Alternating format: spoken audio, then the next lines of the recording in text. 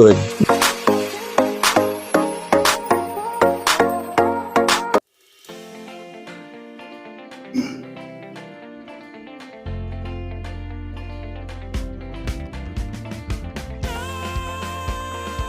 Hello, yes, good morning, good afternoon, good evening, good 24 hours. Welcome to MKT, the program that inspires people. And to inspire you guys, this is your host, Dr. Kenneth P.Vega saying, mabuhay and welcome to my talk show that will inspire you. Of course, hindi ko na patatagalin, ladies and gentlemen. Without further ado, I would like to introduce to you one of the finest personalities here in Pangasinan. Debonair, sabi nga nila. Good looking, with humility, service people priority than serving or giving service for himself. Ladies and gentlemen, let me welcome in my talk show no other than Mayor Karl Christian F. Vega of Pangasinan, Mapandan. Welcome to my talk show, sir. How are you? I'm okay and doing good po. Salamat sa pagbisita po dito sa aming bayan. Alright, I appreciate that, Mayor. You know, siyempre mahalaga yung makita nila yung best smile mo and greetings para sa Pangasinan sa iyong ginagagalang bilang Mayor. Please greet them. Yes, magandang araw po sa ating lahat, sa ating mga tagapanood ng inyong show. And it is my pleasure to be one of your show at napunta po kayo dito sa aming bayan ng Mapandan. Alright, I'm curious lang, Mayor, no? Hindi ko na patatarin. To become a mayor is not easy. Andiyan na lahat ng stress. Kahit na maganda pang pakikita mo ng magandang bagay, even you're trying your best to show your best, still you are not, sometimes you are being critic. There are bashers, diba? Briefly, how can you be, do you think you can still be inspired? Or, before you answer that, let me ask, are you inspired today? Yes, very much po. Dahil I would like to emphasize on the word, yung stress na sinasabi niyo po. I do not take it as a stress, but instead, I take it as a daily challenge for me. What inspires you? It inspires me to do better. Every day, every step of the day, I must do better than what is yung mga nagawa mo before. Okay, Mayor, I have to, let's be real talk. Kasi in reality, to become a mayor, it's not easy. Even when you're running, preparing for candidacy, hindi rin madali. Diba? Ang masaklap dito, you're doing your best and yet people still have critics on you. Some bashers. My question is this, how do you handle it? It is always best to show your best. At least kahit papano, ibinigay mo na lahat. Your best is there and best effort po pala parate. And with that, Excuse me, yes, you po. say best effort. In real talk, when you say best effort, what you usually do in real thing? Being positive all the time. Positive. You approach every challenges and you come up with a solution every time. Dahil wala naman po tayong problema na hindi po nasusolusyonan. Nakakangiti ka pa ba pagka may stress o kaya na somebody bashing you? Yung word nga na stress, kaya na yung sabi ko po kanina, it serves as my inspiration. Because I call it challenge as for me. And people are always asking, nakaka-stress po ba? No, I am enjoying what I do. Alright, talking about yes. your enjoying, this is my other question. Are you doing it because you're obliged to do it? Are you doing it because you've been elected? Are you doing it because it's your passion, serving people? It is my passion and it comes from the heart all the time. Every word, every action that what we do, actually, hindi lang po ako. That involves my family. So lahat po, nandyan po sila It's parate. support. That gives me support. Alright, you mentioned about the heart. But some people saying in order for you to be successful in doing great, you must use your brain. Now this is my question. Which one you use? Your brain when you do your work, or you allow your heart to accomplish your work? You always have to balance everything. Alright. There are some people, there are some times na your decision should be based more on you're gonna use yung wisdom mo. Kasi analytical, Yes, the yes. situation you analyze. of Correct. course. And at least you do have it is a calculated risk all the time. Alright. And in being a mayor, it is an executive decision for you to make a decision at the end of the day. So for as long as you're deciding on a certain decision, Okay. but I always make sure that it comes from my heart. All right. I remember one of the presidents who became president in other countries. I cannot remember the country. He is the poorest president among the presidents. He never, get rich. Kasi mukhang maawain siya. And he's using his always yung compassion sa tao. And when you apply compassion, it's more of the heart. Sometimes, I believe also, brain is very much needed. If I will ask you for the last time, would you dare to use both? Or sometimes in hard decision or compromising, how can you give your service? Should you use your brain or your heart? I always stick with my answer. I always balance it. Balance. Hindi po lahat. Why balance is very important? It is way of life. All right. Sometimes you'll use your head first. Sometimes you'll have to use your heart also. All right. And it continuous cycle. May balance yan parate. Wala Alright. po tayong specific formula for our life. All right. This is my question. I understand even you balance everything in short. It still is not enough, right? Yes. I do not know if you have experience about using your heart and you made it right. And when you use your brain, it sounds different or the result is different. Now, this is my question. Before the start of the day, what do you first thing to do in the morning? Whom you should consult before you start your work for the day? To whom you address yourself? I always pray. I Alright. always say my grace. Salamat Diyos dahil tayo pinabigyan ng another day. Another day. Sa isang Mabuhay ka lang, sa, diba? sa buhay natin, Okay. diba? So Yun ang totoo lang. yes, it is always a blessing. Why God first? Why do you think God plays a big role in your life? Being a mayor or secondary lang siya? Pag kailangan mo lang. No, I always have some friends of mga pastors, and we always have to say praise to our dear Lord dahil siya po ang nagbibigay ng lahat ng ito. And siya po ang ating priority sa ating buhay. I believe being a mayor is still the success of being a mayor. Behind success of a man is a woman. Do you agree with that? Opo. Alright, Very siyempre, much. hirap mag-isa, di ba? Opo. very Pero much. ang tanong ko ito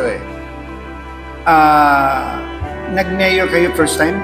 First time po. First time. And I understand you are number 1 councilor. Yes, sir. And then you run for mayor. Ang bigat nyo.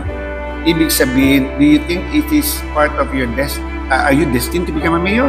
Or you're oozing desire to become a mayor? Which of them? Sa atin po, I think I'm destined to become one. Mayor. Para na-attain ko itong position na ito. Mhm. I am destined and sinuwerte po tayo. Alright. My question, what are your plans briefly starting this year or last year, no? So what are your plans or how can I see or what to expect? How many years po ba ang mayor? 3 taon po. 3 taon. What do we expect in 3 years time being a mayor? Yes, I always follow yung P.Vega, which is the basura, healthcare, education, and agriculture. We focus on this administration. We focus on answering, on catering, on all of those issues. Basura, Basura, healthcare, healthcare, education, education, agriculture. agriculture. Marami yan. Yan po. Alright. So do you think we will expect better administration ruled by you? I hope and we're putting our best. We already addressed the basura by acquiring some additional lots. So you have a progress with that. We have He's part of it. yes. All right. Being number 1 as a councilor, what do you think is the key why you became number 1 as a councilor before you became a mayor? I'm always have my heart with me. Alright. Yung pakikipagtungo sa ating mga kababayan Mahalaga yan. at sa pagtulong sa mga nangangailangan. Do you deal people because you're a politician? Do you deal people by heart because you're a human being and you need, doing something for humanities? It's all in one. It's all in one. Yeah. Wala po talagang specific formula nga sa buhay natin. Dahil everyday may mga na-encounter tayo mga iba't ibang tao. Kasi nung best councilor ka, dami mong ginawa. Pamilya-rise ka, di ba? Yes. Alright. When you won as a mayor, what was your first word? Of course, thank the Lord. Wow. Yes. Totoo yan, Doc. Yes, Totoo yan, Doc. Thank you. Alright. I'm calling you Doc because soon you'll become a doctor and you'll be conferred. Alright. So, last question. If you'll be asked, quit and we'll give something for you. You've done your best. Give us a chance. Ito lang, mayor ko na. Paano naman kami na pwede mag-mayor? What are you going to do? Are you going to give in or are you going to quit? Why? I'm not going to quit It is because I see it from the eyes ng mga tao na tayo po ay minamahal nila dahil sa ginagawa or ibinibigay nating magandang serbisyo sa kanila. If may mga tao na dyan na mas marami na may ayaw sa atin, bakit ko pa ikikip yung position nito? But for as long as I'm here, ginagawa po natin, ang best po natin, and it is always there, yung pag-serve sa ating mga sa mga kababayan. Alright. 3 terms pwede, no? 3 terms. 3, so 9 years. Do you see yourself 9 years? Yes, I hope, and I strongly believe that sana po matapos natin ang termino na 3 taon at 3 termino. Alright, before you say words to your community, what is the key, aside from the man's behind is a woman, what is the key factor why you're being successful in your position right now as a person? Sa bawat araw na hinaharap natin ay iba't iba ang mga pagsubok and challenges in life. And you always approach life in a positive manner. So stay positive and everything fun. And everything. I always have a noble person behind me. I just don't know, but I always pray at siya na po ang nag-guide sa atin. And we always stay positive. We look at life in a positive manner. Why do you think you're deserving to receive a Doctor of Philosophy in your field? It is because I wanted to help further. I wanted to expand on how can I even help other people, touch lives of other people. If I ask you a statement, 1 sentence, 2 sentences, or whatever, how are you going to inspire your community right now? Telling to the people of Pangasinan, Mapandan. Alright. How can you inspire these people around you? Mapandan would be a great municipality, and with in oneness, in unity, we can all achieve that, and it's so possible because hindi naman po lahat tayo ay nabibigyan or always successful. Pero if we're going to give it a try, we'll give our best, and I'm sure sa administration natin, magbibigay po natin ang kaangatan, iaangat po natin ang kabuhayan dito sa ating bayan. The way I look at it, you have a servanthood heart. Do you believe that being a good leader must have a servanthood heart and serve the people and not yourself? It is always. Your heart should always be there in every word that you speak, in every action that you do. Dapat nandyan po parati. Alright, sir. Before I close, I would like you to ask 1 or 2 questions to me. Yes. How do you find Mapandan? Well, coming here, I've seen the place quite small but very friendly. The way I look at it, the ambience is good, especially when I got in here. And then the area, peaceful.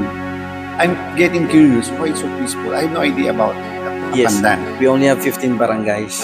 And lahat po ng mga nandirito ay magkakamag-anak. We only have 40,000. We only have 40,000 in population.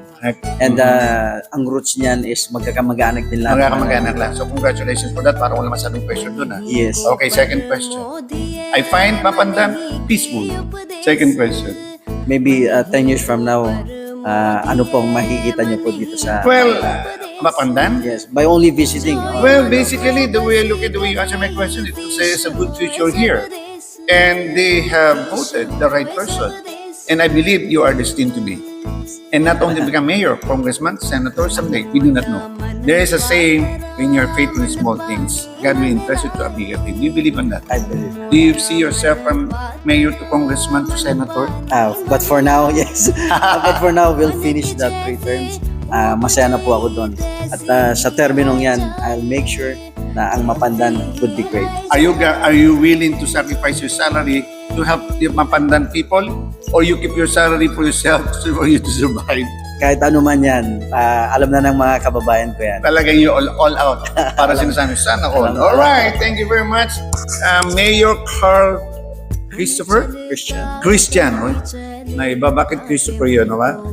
Or Christian F. Vega. Maraming salamat, sir, at talagang napakausay ng iyong sagot. Na-inspire ako, na-motivate ako. Ngayon, I will not be skeptical at all why I find very peaceful place in Mapandan. Congratulations po. Mabuhay po kayo and more power to you. Alright, ladies and gentlemen, I'll be back in a few minutes time after this few reminders. Stay tuned on this channel only here at MKT, your host, Dr. Kenneth Guy Can also saying, mabuhay and stay tuned.